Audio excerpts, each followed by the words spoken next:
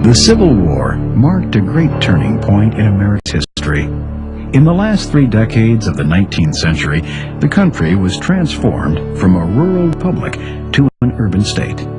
Frontiers vanished in the face of westward expansion.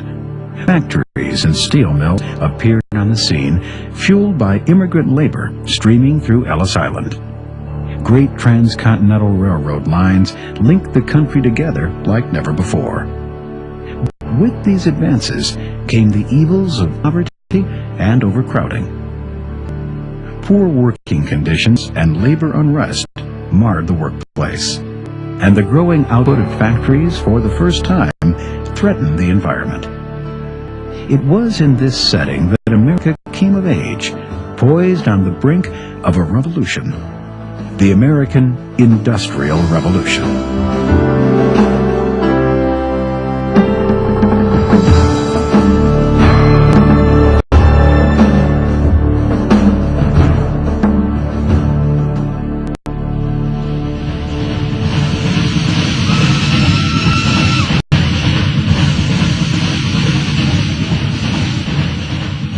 In 1870, America was a geographically isolated country. During the last 3 decades of the 19th century, Americans occupied a much larger portion of the country's land than during the 3 previous centuries. The saturation of railways was key to this important geographic change. Prior to 1865, railways did not reach west of the Mississippi River.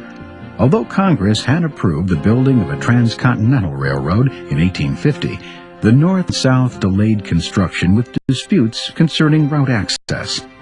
After the Southern states seceded from the Union in 1861, the North gained control of the project, securing a central route. Shortly thereafter, Congress authorized the Central Pacific and the Union Pacific Railroads to build lines meeting each other in Sacramento and Omaha. The Union Pacific workforce included Irish immigrants, Civil War soldiers, and Southern African Americans.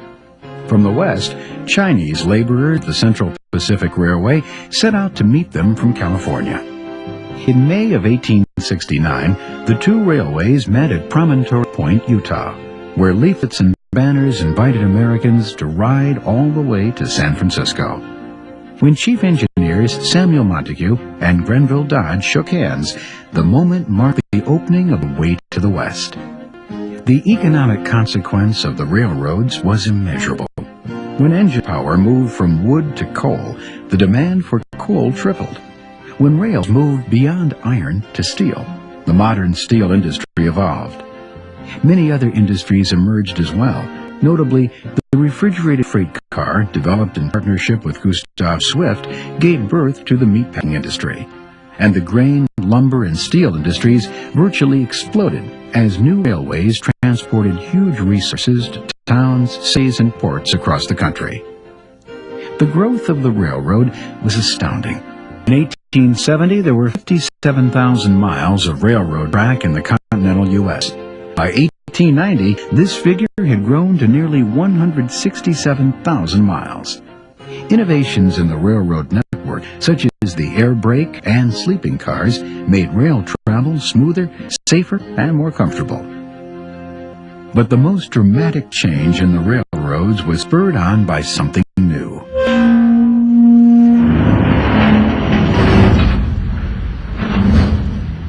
For decades, steel had combined the strength of wrought iron with the durability of cast iron, but the costly process of extracting carbon from iron made it a luxury. Then, in 1859, Kentuckian William Kelly and Englishman Henry Bessemer, working independently, discovered a way to inject air into the molten metal, burning off enough carbon to render steel. Once this process was refined, steel became affordable and easy to produce. The steel race had begun. In 1870, 77,000 tons were produced each year. By 1900, that amount had skyrocketed to 11.4 million tons annually. Andrew Carnegie was the predominant steel baron of his time. Emigrating from Scotland at age 12, he went to work as a bobbin boy at a Pittsburgh textile mill. His wisdom in surrounding himself with highly talented lieutenants to put his competitors out of business. Carnegie once remarked that his epitaph should read, "Here lies the man who was able to surround himself with men far cleverer than himself." Carnegie realized the enormous potential for steel during a trip to Europe in 1872, and soon established a massive factory near Pittsburgh, the most modern of its day. Fed by iron ore from Lake Superior and coal and limestone mined in the east, Pittsburgh soon became the steel capital of the world.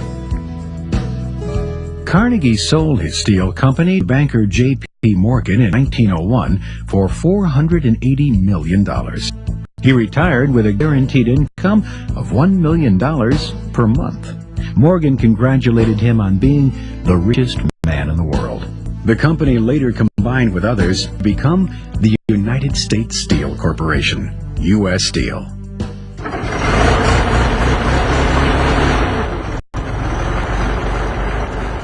Another business that fueled the industrial expansion was oil.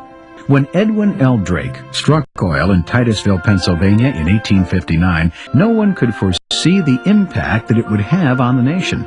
Initially, it was not of much use. Greasing wagon wheels and nostrums were all it seemed good for, until a Yale professor discovered that it could be refined in 3 important products: gasoline, kerosene, and a distillate used to form new substances. From 1860 to 1900, dozens of developers applied for patents as motor applications increased with demand. Some industrialists were wildly successful in exploiting this new market. Among them was a young man named John D. Rockefeller. Born to a New York peddler in 1839, Rockefeller went on to become the first oil billionaire. At age 16, John D. Rockefeller began working as a clerk in a produce company. While there, he formed a partnership in a grain commission. Rockefeller used those profits to enter into the oil business at 23 years of age. Rockefeller set out to make the fledgling oil industry efficient. His goal was to establish a centralized control system to curtail wild price variations and waste. 15 years later, the goal was reached when his Standard Oil Company of Ohio controlled the flow of oil products from producer to consumer. Rockefeller's companies had acquired crude oil fields, long-distance pipelines, and operated retail outlets. By 1880, Standard Oil owned the chief refineries in New York City, Philadelphia, Pittsburgh, and Cleveland. Ultimately, Rockefeller controlled 90% of the world's oil trade under the Standard Oil Trust, which comprised 41 companies. The trust was dissolved in 1892 by the Supreme Court for antitrust violations. Although railroads, steel, and oil were among the most influential industries of the late 19th century, they were not alone in their prosperity.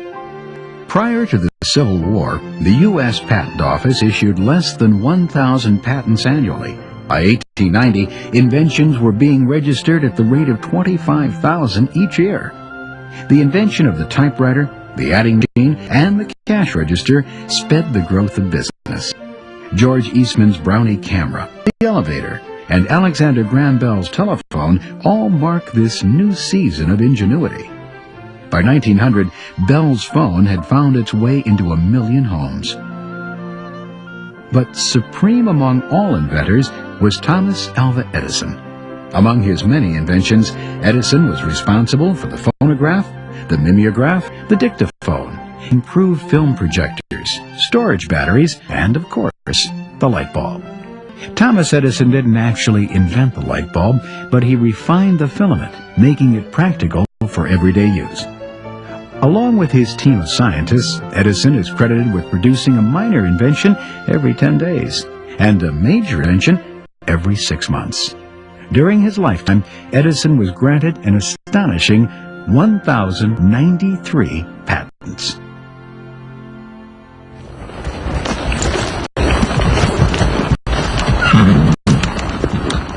Despite advances in industry, agriculture remained America's basic occupation.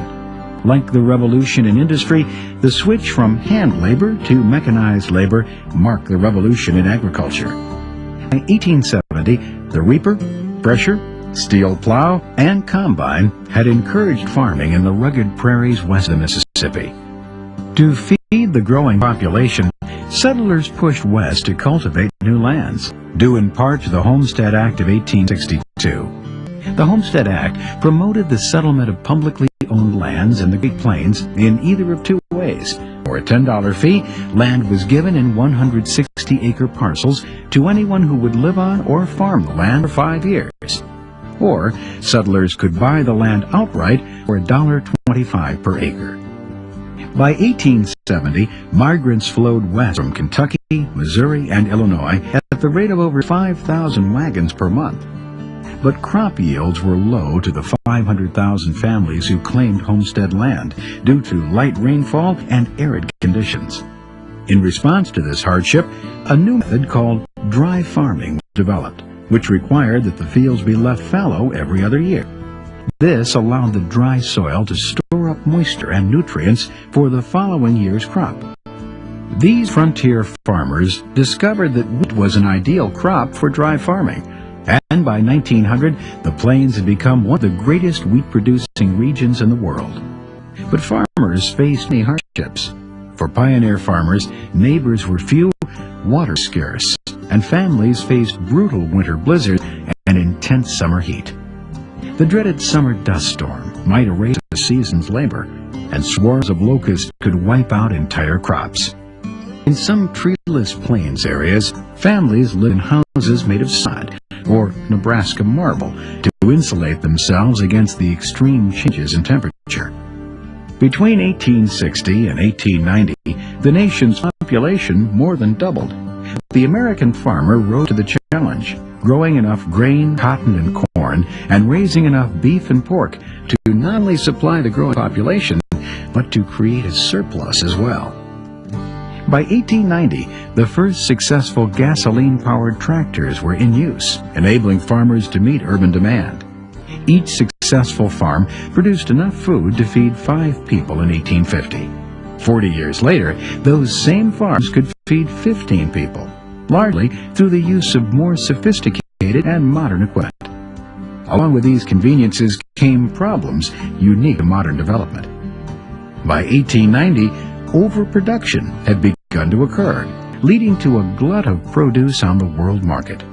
Inevitably, prices plummeted. With increasing demand, shipping rates were steadily rising, and by 1877, it took fully half of gross sales to pay the exorbitant freight charges. Overwhelmed by this predicament, 80% of homestead farms failed by 1900. Most never completed their 5-year residency requirement.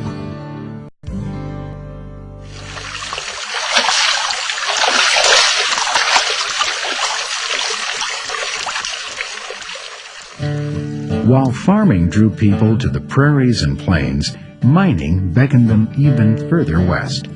By horseback or rail, prospectors converged on the mountain countryside, seeking their fortunes in silver and gold. Overnight, makeshift homes and tents would spring up along hillsides in the great wilderness. These settlements were the forerunners of cities such as Boise, Idaho, and Denver, Colorado. It was a rough and dangerous existence. Bandits roamed the roads, seeking precious metal at the owner's expense.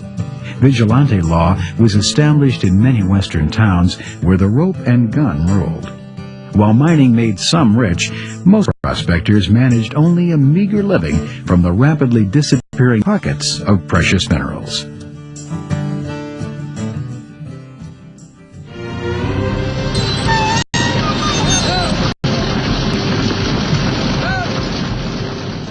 Nearly 4 million longhorn steer roamed the Texas plains in 1860. As demand for beef grew in faraway cities such as Chicago, St. Louis, and Philadelphia, the challenge was created to move large herds toward the cities. In 1867, Joseph G. McCoy built a cattle trading station in Kansas near the railroad. McCoy recruited cowboys to drive herds, and within 5 months, 25,000 Longhorn had arrived. Several other cattle trails snaked their way to Kansas in a remarkably short time.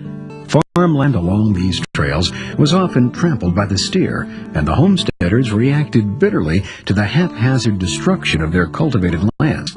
As railways began to crisscross the country in the 1880s, the demand fell for cowboys to relocate Texas herds. By the 1890s, the peak of the cowboy era had come to an end.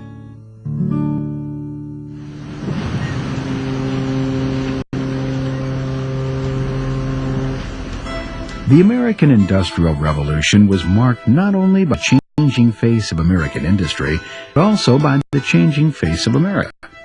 As mills and factories sprouted across the land, cities woke up around them. In turn, the cities beckoned to workers by the millions from the American countryside and from overseas to fuel the burgeoning industrialization. What was once a rural nation was rapidly becoming an urban state. Between 1860 and 1910, the urban population grew from 6 million to over 44 million. Rural Americans abandoned their farms to take factory jobs in the big cities. Joining them en masse were new immigrants from overseas. By 1870, they were arriving on American shores at a rate of nearly 400,000 per year. By 1882, this number had doubled to 800,000 annually. This tide of urban migration brought with it new social problems. Until 1885, most immigrants were from Northern Europe and Britain.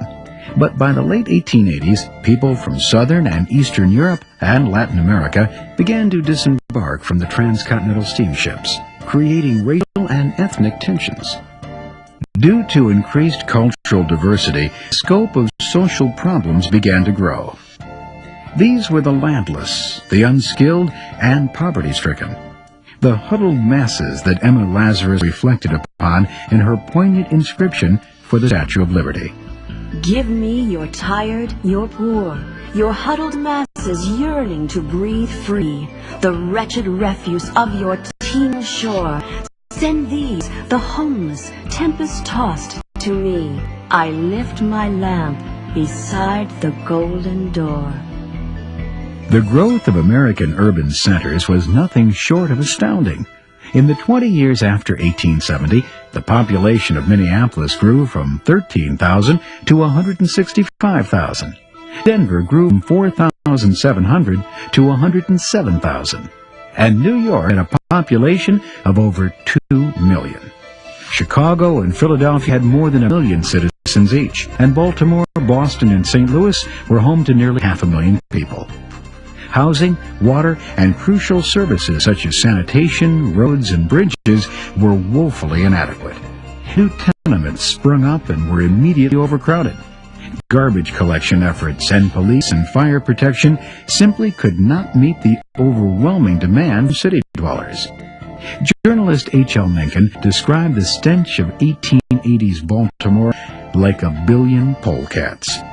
Widespread corruption in the cities was blamed on the immigrants who crowded dilapidated buildings, packed the jails, and voted for the candidates of powerful politicians in return for small favors.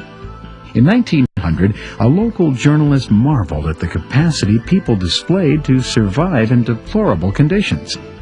The wonder is that they are not all corrupted, and speedily, by their surroundings. 19th century sociologist William Graham Sumner held the controversial belief that the fittest members adapt to the environment and prosper, while weaker members do not.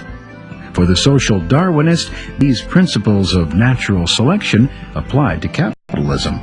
The more prevalent view, championed by the wealthy, including John D. Rockefeller, was that the power to make money is a gift from God. Modern America rose from the foundations laid by men such as Rockefeller, and history views them kindly for their contributions. But despite their wealth, they were often reluctant to share the good fortune with their employees.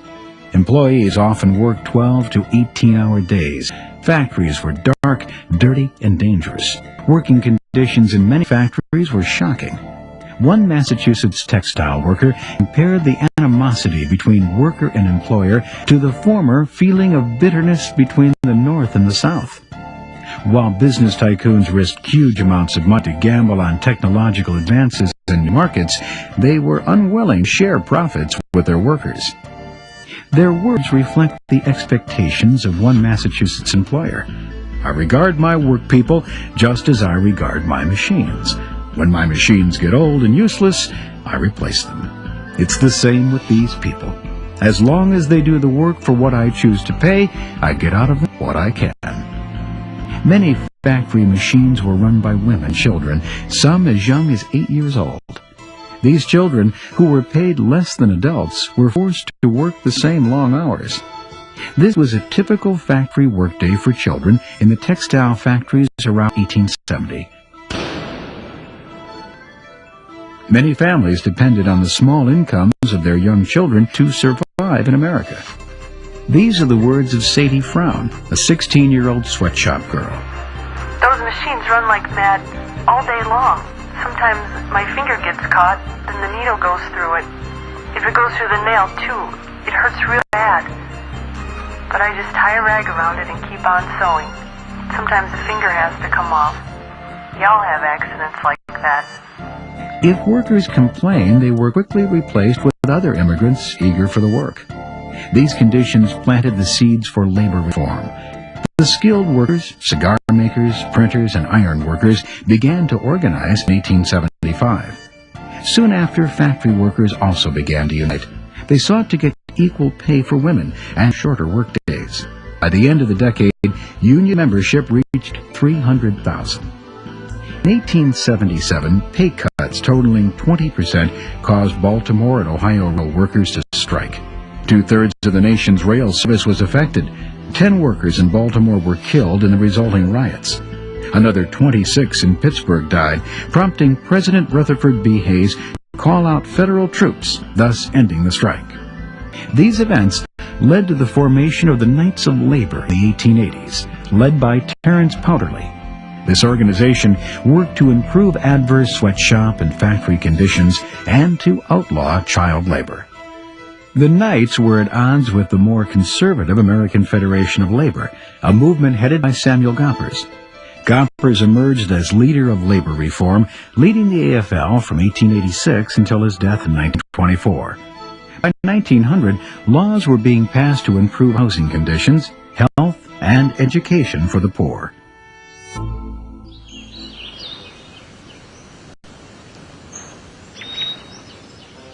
Before the mid-19th century, America had a seemingly endless supply of natural resources, including timber, minerals, and wildlife.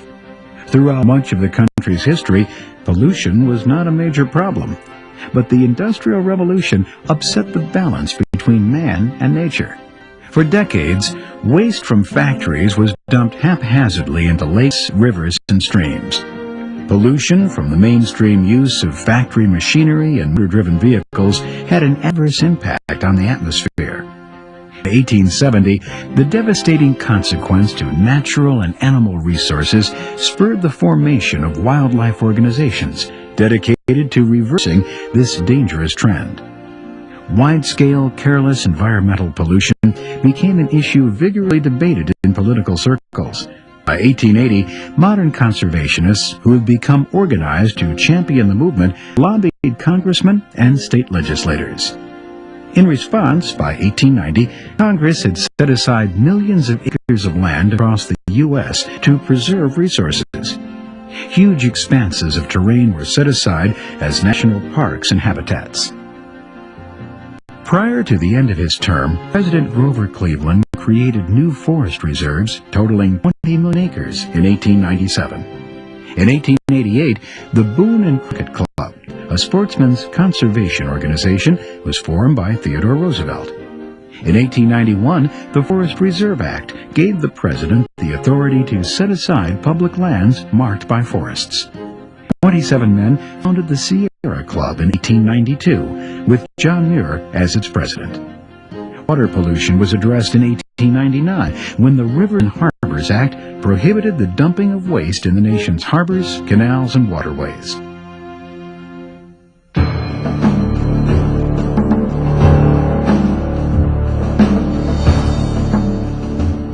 The turn of the century symbolized the end of the old America. The former rural country, grounded in agriculture and hand-worked goods, had become an urbanized industrial Goliath. The completion of the Transcontinental Railroad had at long last fulfilled the march of manifest destiny. New industries set the stage for future growth, and the new Colossus had seen a native population become a land of immigrants. Revolutionary changes achieved at a revolutionary pace.